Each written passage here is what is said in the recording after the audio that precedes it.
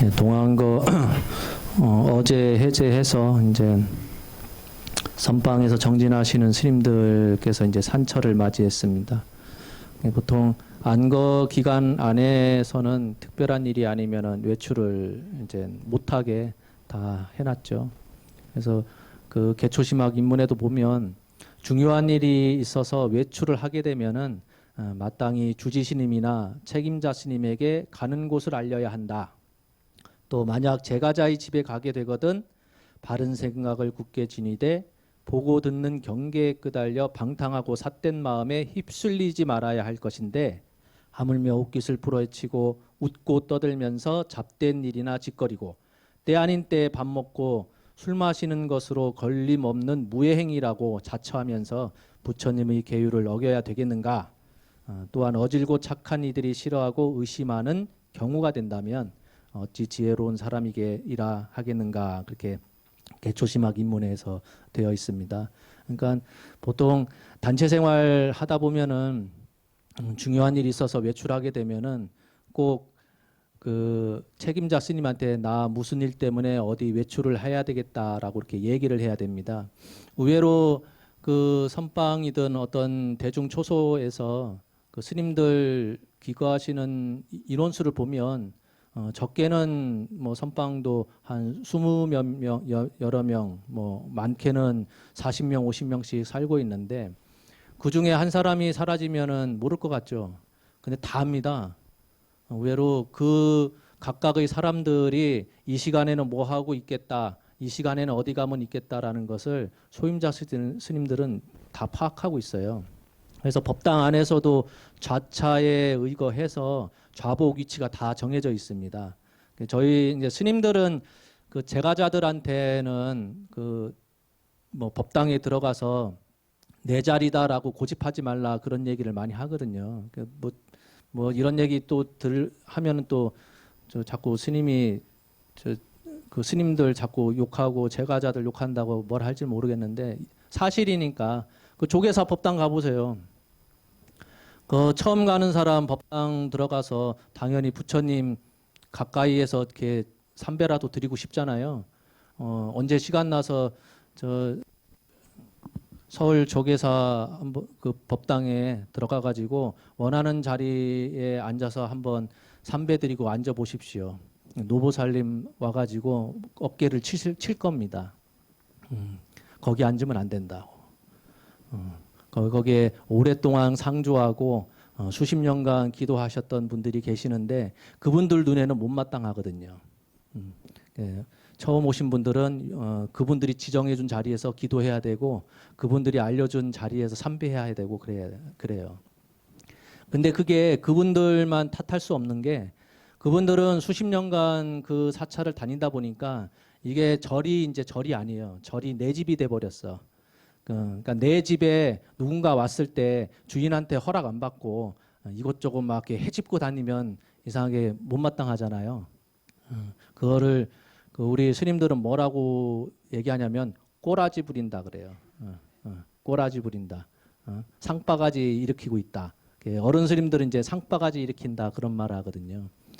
지금 오늘 수덕사 가가지고 이렇게 노스님께 해제했기 때문에 상자들이 다 20여 명 모여가지고 손상자까지 해서 인사드리고 왔는데 그분이 여러 말씀 가운데 그 말씀을 하시더라고요.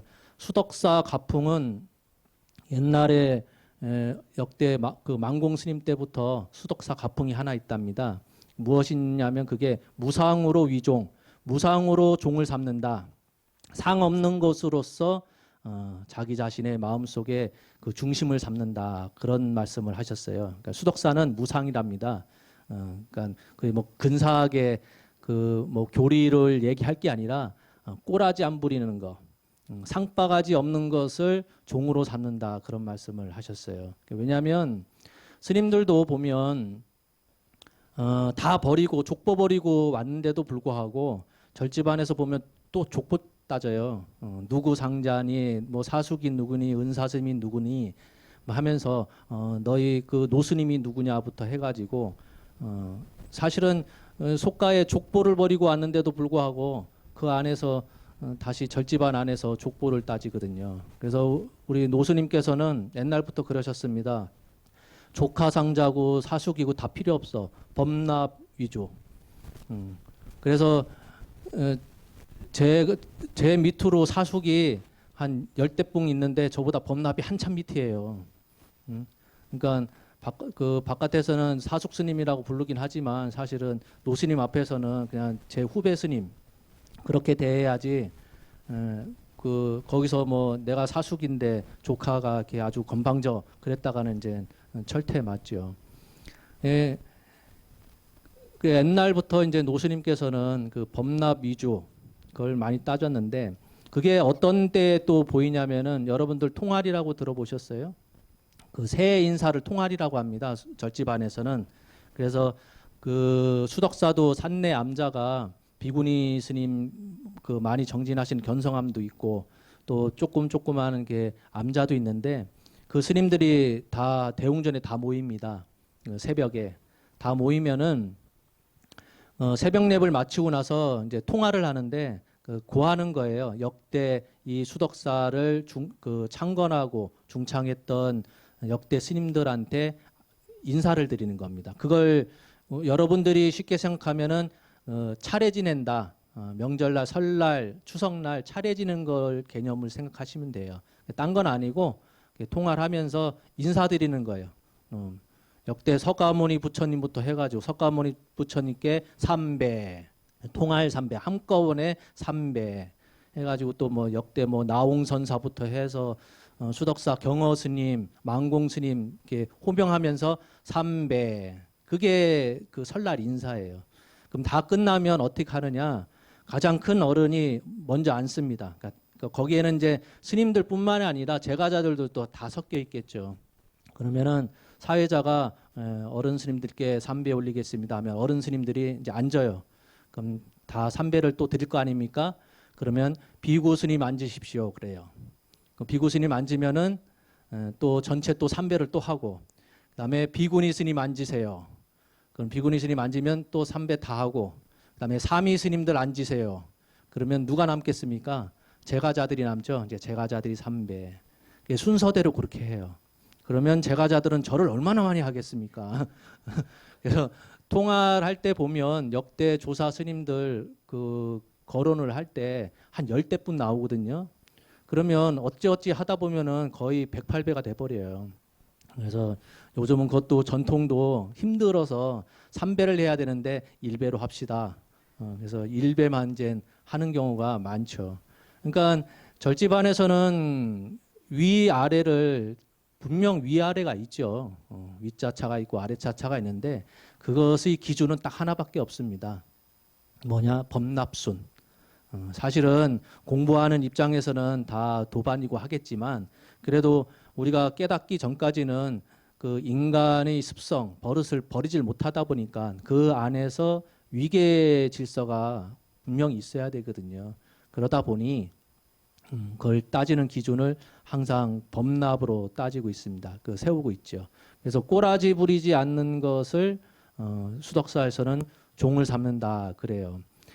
절집안에서 보면 많은 사람이 살고 있지만은 이 시간대는 소임, 자기가 맡은 소임을 해야 될 일이 있어요. 그러니까 어디 가서 숨어 있을 수가 없습니다.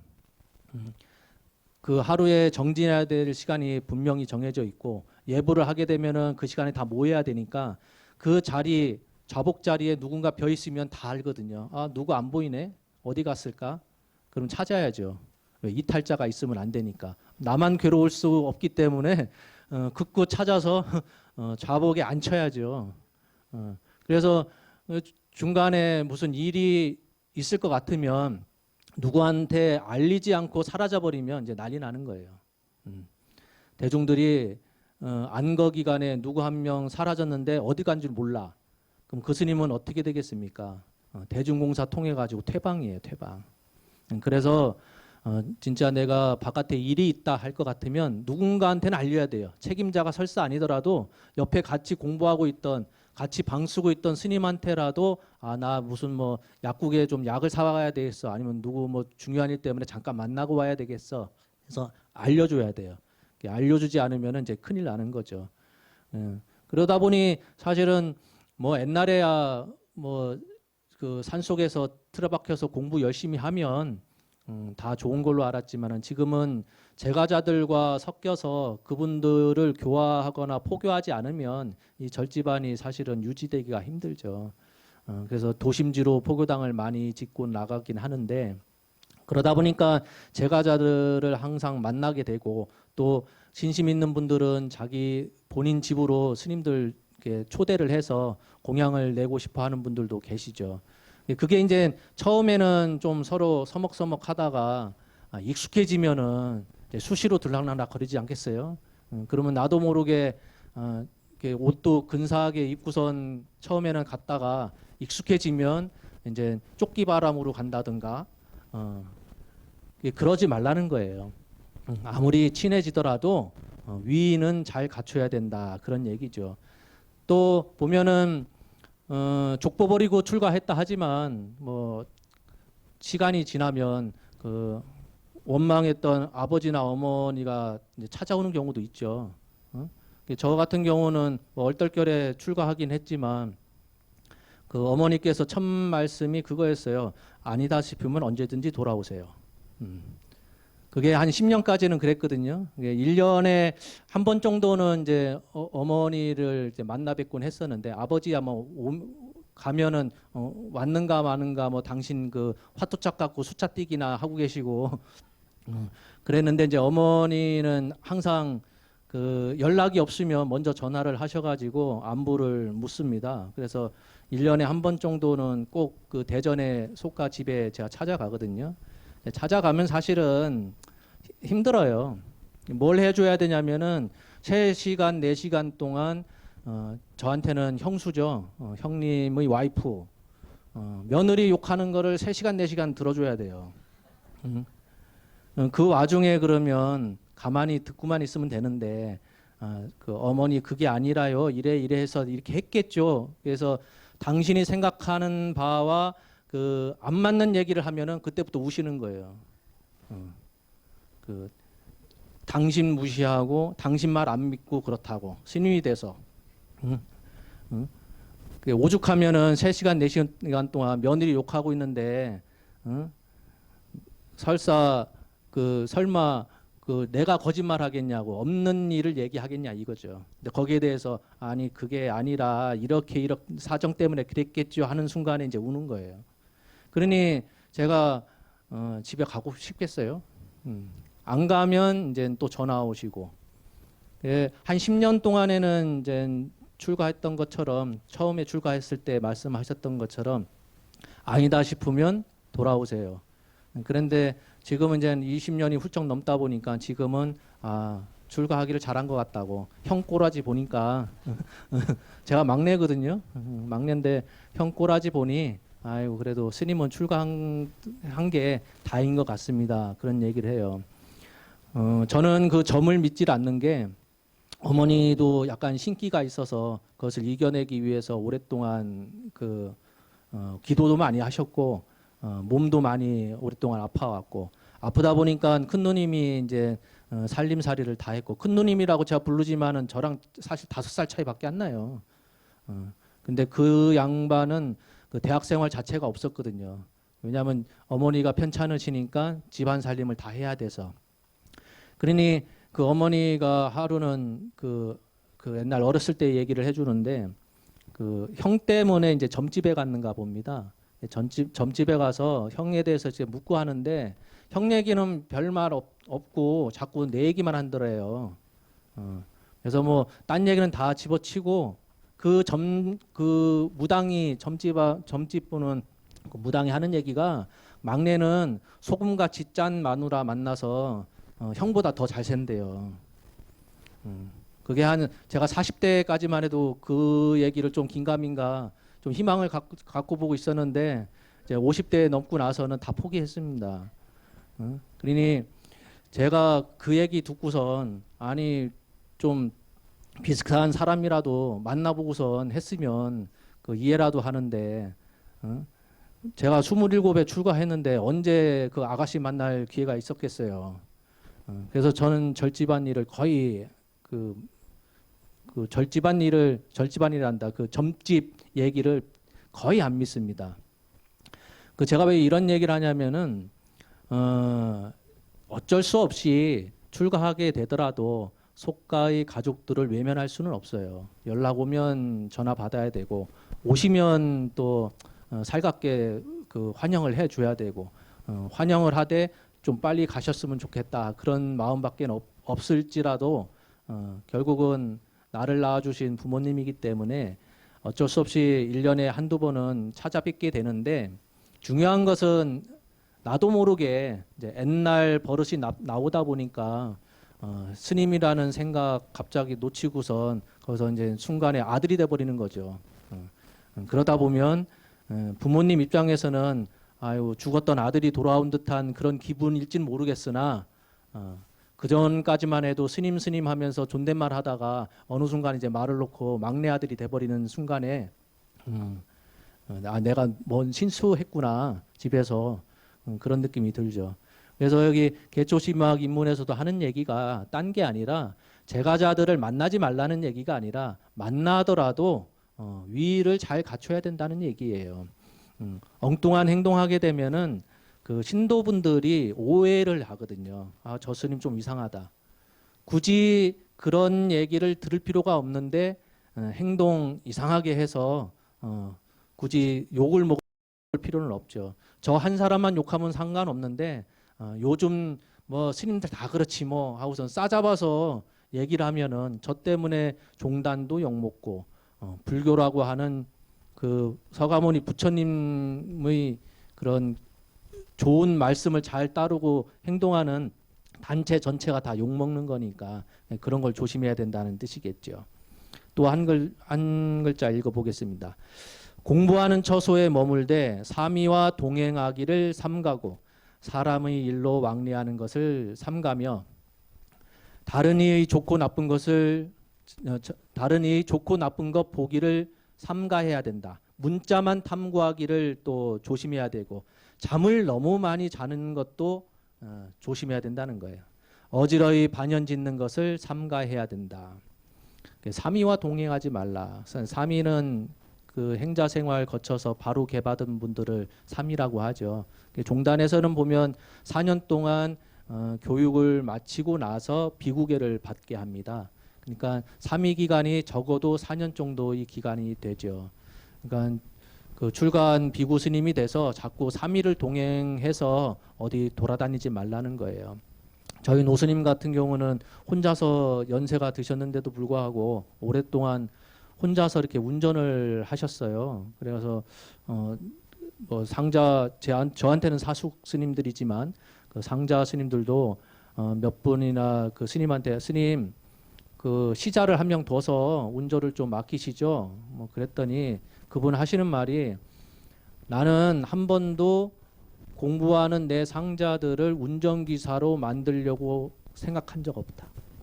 그 말씀을 하셔요. 공부하기도 바빠 죽겠는데 다른 스님들처럼 자기 상자를 운전기사처럼 끌고 다니면서 이리 왔다 저리 왔다 공부할 시간 다 빼앗고 그렇게 그 제가자들만도 못한 그런 대우 해주면서 내가 돌아다니는 일에 대해서 그렇게 내 상자들 그 운전시키고 싶은 마음 하나도 없었다는 얘기예요.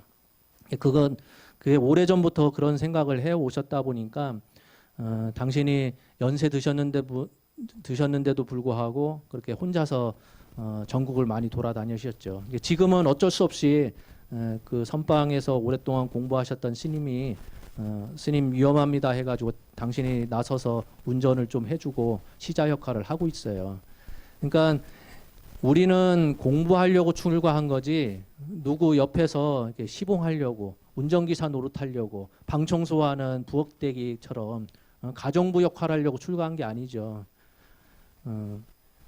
근데 많은 분들이 사실은 상자를 그렇게 대하고 있어요.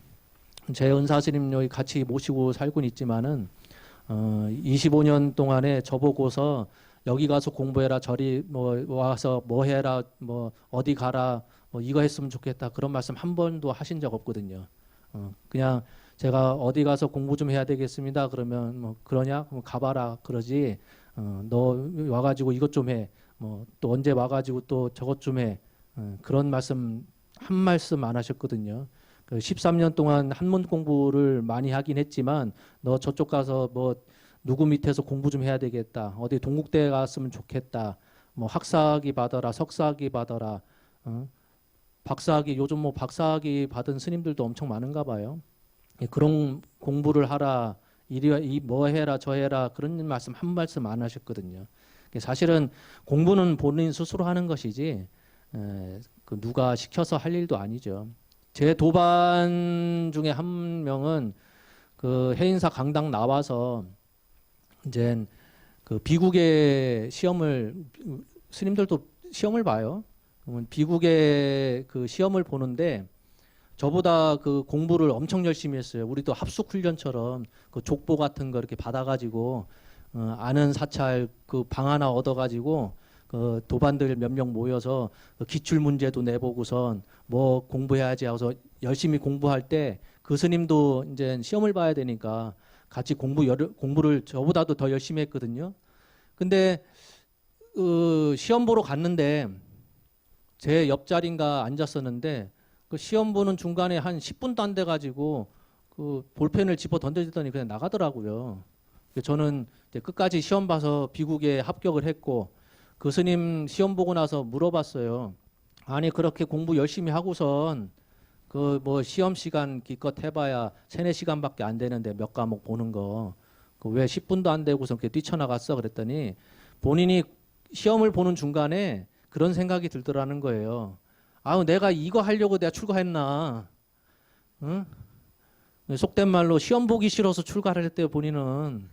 근데 아니 시험 보기 싫어서 출가를 했는데 출가 와서 보니까 또 시험 공부하고 있으니까 이게 본인 스스로가 화딱지가 확 낚는가 봐요. 그래서 그 얘기를 사실은 그 은사 스님 기억하시는지 모르겠으나 은사 스님한테 이런 일이 있었습니다. 그게 말씀드리니까 그 은사 스님이 하시는 말씀이 넘들 할 때 묻어서 같이 하는 게 최고다. 결국 그 스님은 2년 뒤에 다시 비국의 시험을 봤거든요. 어차피 봐야 될 거 다시 받아야 되는데 그거 한순간에 머릿속에서 내가 이 짓거리 하려고 출가했나라는 느낌이 들더라는 거예요. 아니 고려시대 때도 다 승과해서 시험 보고선 다 스님 되고 했는데요. 뭐. 옛날 과거에도 그랬는데. 그러니 우리가 출가를 했다 하더라도 출가한 목적을 잊질 않고 그것만 잘 찾아 나가면 뭐 운전기사를 하더라도 공부가 잘 되는 분이 있고 선방만 오래 다녔는데도 불구하고 여전히 뭐 하고 있는지 모르는 양반들도 있고 그러니까 내가 뭘 하느냐가 중요한 게 아니라 몸뚱아리를 어떻게 사용하고 있느냐가 중요한 게 아니라 그것을 움직이고 있는 내 정신머리가 똑바로 박혀 있느냐 그게 중요한 거겠죠. 또 글 보면서 우리도 연불도 많이 하고 하는데 문자에 매달리지 마라 그런 말씀들을 어른 스님들이 참 말씀하셨어요.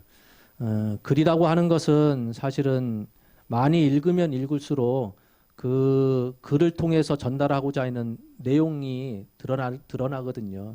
그래서 역대로 글 잘 본다고 하는 분들이 항상 하시는 말씀이 다양한 책을 읽는 것보다 익숙한 책을 오랫동안 반복해서 보는 게 좋다 그랬어요. 글이라고 하는 것은 요즘은 뭐 그 책이 원체 많이 나오다 보니까 그 책 보는 것을 독서하는 것을 취미로 여기시는 분들도 많죠. 근데 절집안에서의 공부법이 딴 게 아니라 그 초발심 자경문 글 뭐 장수로는 몇 장밖에 되진 않지만 그것만 수십 번 수백 번 본 스님들도 있거든요. 그러니 내용 자체는 한 번 보면 누구나 다 이해할 수 있는 말인 듯한데 그걸 통해서 사실은 그 이면에 드러내고자 하는 내용이 분명히 있거든요. 그 내용을 한 번 보고 나서 알 수 있는 바는 없죠. 그래서 옛날 어른 스님들이 그 다양한 책 보지 말고 익숙한 책, 나한테 그래도 감명을 줬던 그런 짧은 글이라도 반복해서 보는 것이 좋다 그런 말씀을 하셨거든요.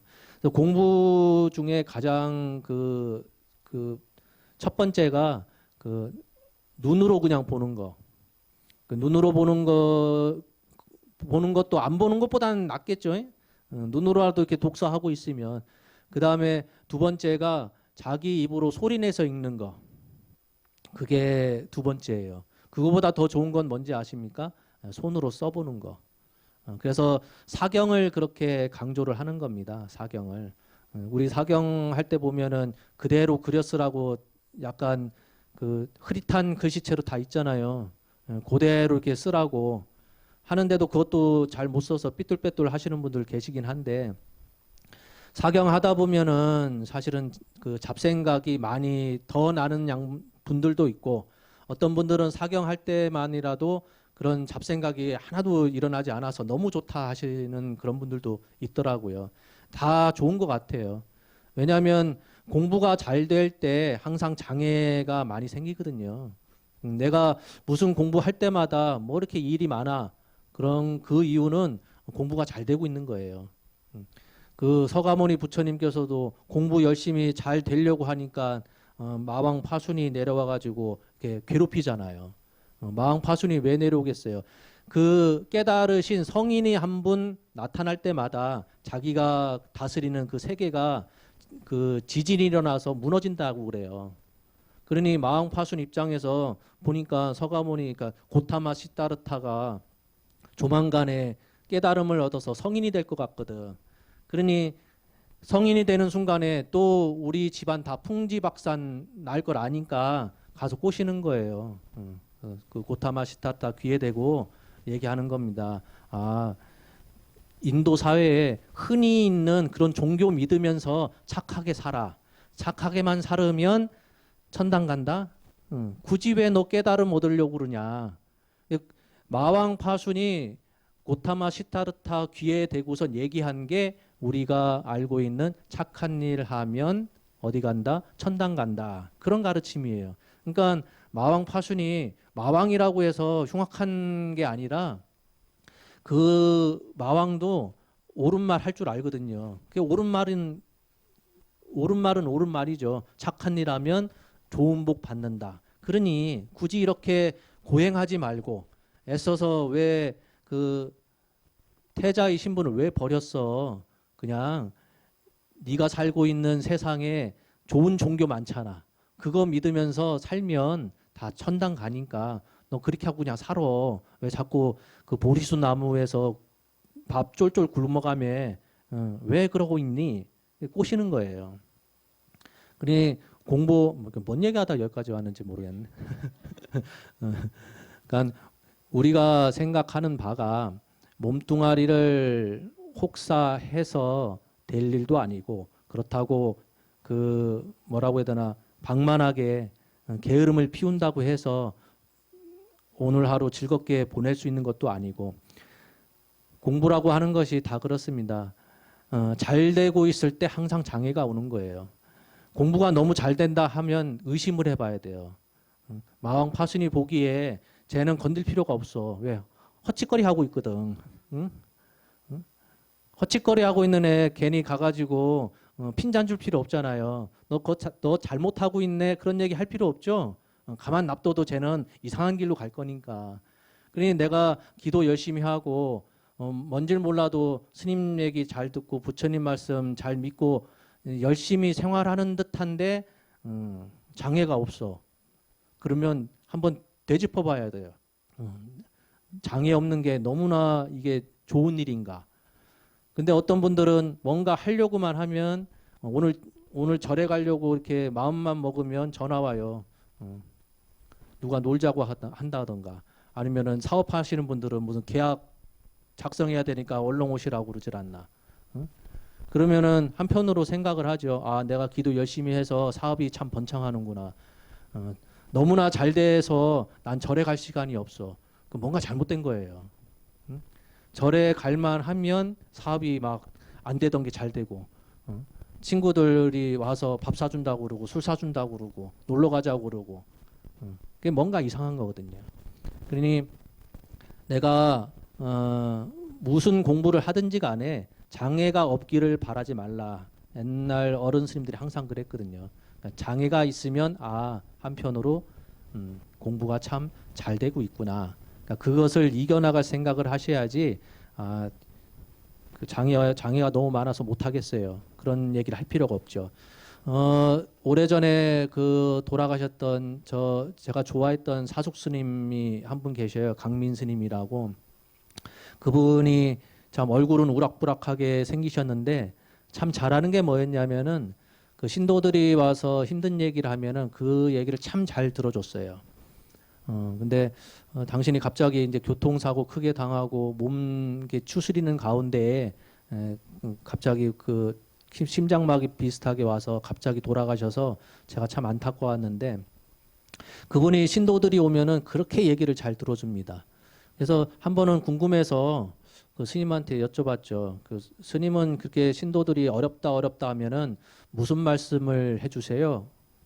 그러니까 그분이 하시는 말씀이 나는 딴 얘기 안 해. 무슨 얘기 하십니까? 그랬더니 나는 그 얘기만 한대요. 다 왔어 이제. 응? 힘들다 그러면 야 그 신도분한테 그런다는 거예요. 다 왔어. 조금만 참으면 돼. 응? 요거 못 넘기면은 큰일 나니까 조금만 더 참고 인내를 해. 그러면 다 사라진다고. 그래서 물어봤죠. 진짜 다 온 겁니까? 그랬더니 그 스님이 하시는 말씀이 다 오긴 뭐가 와. 사람은 힘든 일을 당하면 그 순간에는 힘들다 하지만 시간이 조금 지나면 익숙해져. 그 힘든 거에 익숙해진다는 거예요. 그 힘든 거에 익숙해지면 처음에는 10가지 고통 숫자가 10이었으면 시간이 좀 지나면 똑같은 고통인데도 불구하고 그것을 2, 3으로 느끼게 되고 그러다 보면 처음에 고통 10으로 여겼을 때는 그걸 해결할 수 있는 길이 전혀 안 보였는데 본인이 고통 자체가 사라진 건 아니지만 느끼는 고통이 그렇게 줄어들면 본인 스스로 살 방향을 찾을 수가 있다는 거예요. 스님이 어떤 왼쪽 가세요, 오른쪽 가세요 그런다고 해서 일이 해결되는 것이 아니라 본인 스스로가 안다는 겁니다. 다만 그 고통 속에 그 헤매고 있으니까 길이 안 보일 뿐이지 그 고통이 익숙해져서 조금이라도 완화가 되면 본인 스스로가 이렇게 하면 되겠구나라는 길이 보인다는 거예요. 다만 그 스님이 하는 역할은 그냥 와서 얘기하면 1시간이고 2시간이고 얘기 들어주는 거죠. 근데 그것조차도 사실은 우리들 힘들죠. 왜냐하면 신도 와서 뭔 얘기를 하면 기도 시간 됐는데 지금 좀 빨리 가가지고 지금 풀 뽑아야 되는데 호미 들고 가다가 누구 찾으면은 짜증이 얼마나 나뉘는 줄 아세요? 마음 먹고선 풀 뽑으려고 하고 있는데 누구 찾아와서 인사하면은 풀 보고 있는 눈으로 야 안녕하세요 하고선 가면 나한테 이제 얼굴 그 눈 안 마주쳤다고 이제 섭섭해 하시는 분들 많아요. 왜냐하면 나는 저 일만 보이니까 빨리 해결해야 될 일만 보이니까 그 눈이 거기 가 있고 손은 이쪽에 합장 옆으로 이렇게 해서 하고 있고 그러니 그 신도들 입장에서는 좀 섭섭할 수는 있겠죠. 이제 공부 되신 분들은 그러진 않겠죠. 지금 호미질 하나, 1시간 뒤에 호미질 하나 똑같은 건데 사람 마음이라는 것이 지금 하려고 했을 때 방해받으면 짜증이 많이 나죠. 저는 그 영화광이었어요. 그 제 어렸을 때 보니까 미국 드라마가 막 수입이 돼가지고 그 재미난 그 드라마가 많았는데 저는 재방송을 2번 하든 3번 하든 다 봤습니다. 내용을 다 알고 있어도 뭐 영화관 갈 수 있는 입장이 아니다 보니까 TV에서 토요일 일요일 날에 그렇게 재방송하면은 그걸 항상 2번이고 3번이고 봤거든요. 저는 항상 마음속에 그런 다짐을 하죠. 저거 보고 공부해야지. 숙제해야지. 항상 생각을 갖고 있는데 어머니께서는 그렇진 않죠. 며칠 전에 봤던 거 재방송 보고 있으니까 숙제 안 하고 뭐해? 공부 안 하고 뭐해? 그 얘기 들으면은 나는 저것만 보고 공부하려고 했는데 어머니께서 그런 말씀 하는 순간에 공부고 뭐고 다 때려칠 거야 이제. 어머니를 괴롭힐 수 있는 방법은 거꾸로 가는 방법밖에 없으니까. 왼쪽 가라고 하면은 나는 처음부터 왼쪽 가려고 했었는데 어머니께서 이렇게 너무 앞서서 왼쪽 가야지라고 얘기하는 순간에 괜히 오른쪽 가고 싶죠. 그러니 보면 잘하는 사람한테는 잘한다라고 얘기를 해야 되고, 또 여러분들 그 자녀들 여럿 있는 분들은 아실 겁니다. 보면 자녀들도 성향이 다 다르기 때문에 어떤 아이는 잘하고 있을 때 잘한다 잘한다 칭찬하면 더 잘하는 애가 있고, 잘 하더라도 이제 조금만 더 하면 더 잘 될 텐데 이거밖에 못했어. 그렇게 이렇게 약간 핀잔 주듯이 하면 거기에 그 뭐라고 해야 되나 굴뚝심심을 내 가지고 더 공부 열심히 하는 애가 있고, 못하는 애한테 위로를 해줘야 걔가 또 마음 돌려먹고선 공부 열심히 하는 애가 있고, 그러니까 각 성향마다 다 다르죠. 그러니 자녀가 뭐 2명이든 3명이든, 저희는 뭐 이남이녀 사남매이긴 하지만 그 자녀의 속마음을 뭐 부모라고 해서 다 알 수는 없죠. 다 알 수 없는 가운데에 그래도 공부, 그러니까 그 훈육의 방법은 그 성품에 따라서 달라질 수밖에 없는 거거든요. 근데 그렇습니까? 그 실수하게 되면은 실수에 대해서 자꾸 핀잔 주기 바쁘고 혼내기 바쁘죠. 그러니까 왜 그런 실수를 했는지, 왜 그런 잘못을 했는지 이유가 중요한 게 아니라 결과만 놓고선 그것을 바로잡으려고 하다 보니까 다 그렇죠. 공부는 본인 스스로 하는 겁니다. 아무리 어머니께서 공부하라 해도 왼쪽 가라 해도 나는 벌써 그 얘기 듣는 순간에 오른쪽으로 시선이 가고 있으니까 내버려 두면 본인 스스로 본인이 할 수 있는 일을 찾아 나가는 게 사람입니다. 그 전에 TV 보면서 그 옛날 뭐 30년 전, 40년 전, 뭐 80년대, 뭐 그 오래 갈 것도 없고, 그때 그 사진을 봤는데 32살짜리 그 사회에서 그 화이트 칼라라고 하는 분들, 그런 분들 사진이 이렇게 쭉 나왔어요. 근데 얼굴 그때 한번 찾아보세요. 인터넷이나. 얼굴 한번 보십시오. 지금 보면은 지금 31~2살이면 어린애처럼 보이죠? 그때 사진 보세요. 거의 뭐 중장년이에요. 뭐라도 맡기면은 뭐 그 철사줘도 다 씹어먹을처럼 그렇게 그 뭐라고 해야 되나, 사진만 보더라도 듬직하고 걱정이 없을 듯한 모습이죠. 근데 시대가 달라져서 그런 건가요? 대학교만 갔어도 다 성인 대접하고 자기 역할을 다 해왔는데 30대 초반만 해도 벌써 직장 생활을 몇 년 동안 다니던, 또 사회에서 중추적인 역할을 했던 그런 사람들인데 그 나이대를 지금과 비교를 해보세요. 지금 30 중반 됐어도 어린애 취급하죠. 결혼 안 하면 또 결혼 안 했다고 또 어린애 취급하고. 저희 누님이 34살에 결혼했을 때 노처녀도 상노처녀 없다고 그랬어요. 근데 지금 보세요. 30에 결혼하면 왜 이렇게 일찍 했냐 그러죠. 33 때도 이제 뭐 갈만 하겠네, 그런 얘기를 하죠. 그러니 너무 그 나이 자녀에 대해서 자꾸 어린애처럼 볼 필요 없어요. 그 나이대를 30년 돌려버리면 벌써 자기 역할을 했던 성인이거든요. 그러니까 부모 눈에서는 자꾸 어린애처럼 보이고, 공부한 스님들 입장에서는 처음 출가한 스님들이 너무 앳돼 보이고, 앳돼 보인다는 것도 웃기죠. 40 넘어서 출가하고 50 넘어서 출가했는데도 불구하고 그럴 수밖에 없습니다. 얼굴은 주름이 있었을지언정 출가한 횟수가 적으면 적을수록 멋스럽다고 하거든요. 절집안 장판 때 못 묻혔다. 제가 친한 도반이 저보다 7살 많습니다. 근데 저랑 말 놓고 지내요. 내가 항상 용돈 주니까. 걔는 나한테 뭐라 못하거든. 그러니 나이를 떠나서 자기 공부라고 하는 것은 옆에 사람 쳐다볼 필요 없습니다. 옆에서 어떤 공부를 하든 그게 중요한 것이 아니라 내가 지금 하고 있는 공부가 올바를 것 같으면 거기에 대해서 그냥 꾸준하게 밀고 나가면 언젠가는 빛을 볼 날이 있지 않을까 그런 생각이 듭니다. 먼 얘기 뭐 잡된 얘기처럼 막 이런저런 집안 얘기하다가 시간이 많이 흘렀습니다. 오늘도 새벽에 눈이 왔었는데 다행히도 그 금세 녹아서 좀 마음이 편합니다. 이제 노는 이제 더 이상 안 왔으면 좋겠습니다.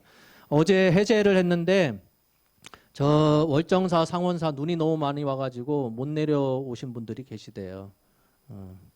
그래서 걱정이었는데 그래도 눈이 많이 와야 또 농사도 또 잘 되고 하니까요. 일장일단이 있는 것 같습니다. 스님들한테는 곤욕, 그래도 농부들한테는 또 비가 또 와야 되고 눈이 와야 되니까요. 그래, 오늘 즐거운 하루 보내시길 바랍니다. 감사합니다.